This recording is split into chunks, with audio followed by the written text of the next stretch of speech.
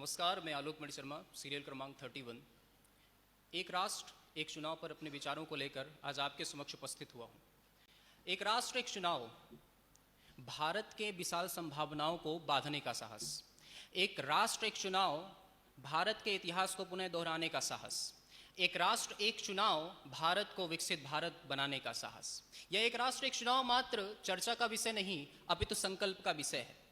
यह विषय है उन जटिल औपचारिक समस्याजनक रास्तों के स्थान पर समाधान रूपी आकाश का निश्चय करना, जो ऐसी संभावनाओं को जन्म देगा जो विकसित भारत के रास्ते का एक पथ प्रदर्शक साबित होगा। विगत वर्षों से हुए आम चुनावों के दौरान उत्पन्न समस्याओं से भारतीय राजनीति सहित लोकतंत्र की प्रभावशीलता में आए नकारात्मक प्रभाव से तो हम परिचित ही हैं। एक राष्ट्र एक चुनाव उन सभी संरचनावादी अव्यवस्थाओं को सही करने का एक अभिनव प्रयास साबित होगा। और यह अवधारणा कोई नई तो नहीं।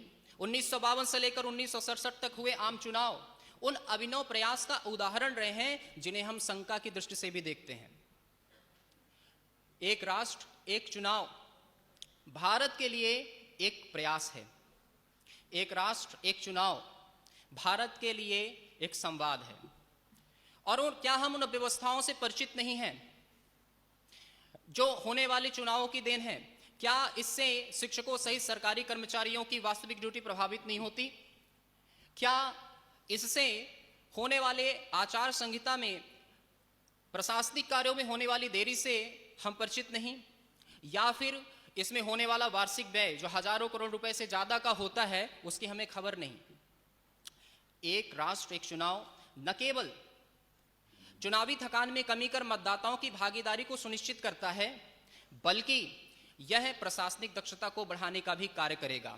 और अगर हम चिंतित हैं भारतीय सामाजिक स्थिति को लेकर, तो यूपीआई का उपयोग इस बात का साक्ष्य है, प्रमाण है कि आज नवाचार हेतु हमारी भारतीय जनता कितनी ज्यादा तैयार है। चाहे वो दक्षिण अफ्रीका, स्वीडन, जर्मनी जैसे देशों या जापान, ब्रिटेन, अमेरिका जैसी शीर्ष शक्तियां, इन सभी देशों ने दिखाया है कि एक देश एक चुनाव का सफलतम प्रयोग कैसे हो सकता है। और हमें भी संघवाद की अवधारणात्मक समस्याओं से भयभीत होने के स्थान पर खुले हृदय से इसका स्वागत करना चाहिए, क्योंकि इससे एक आम मांग को दबाया नहीं जाएगा, बल्कि एक आम मांग को राष्ट्रीय मंच मिलेगा। इसके लिए हमें केवल और केवल सामूहिक सकारात्मक दृष्टिकोण रखने की आवश्यकता है। और अंत में मैं यही कहना चाहता हूं कि अगर 2047 तक भारत को विकसित भारत बनाना है, तो हमें इस प्रगतिवादी दुनिया के साथ चलते हुए एक राष्ट्र एक चुनाव को आगे लेकर आना होगा। बहुत बहुत धन्यवाद।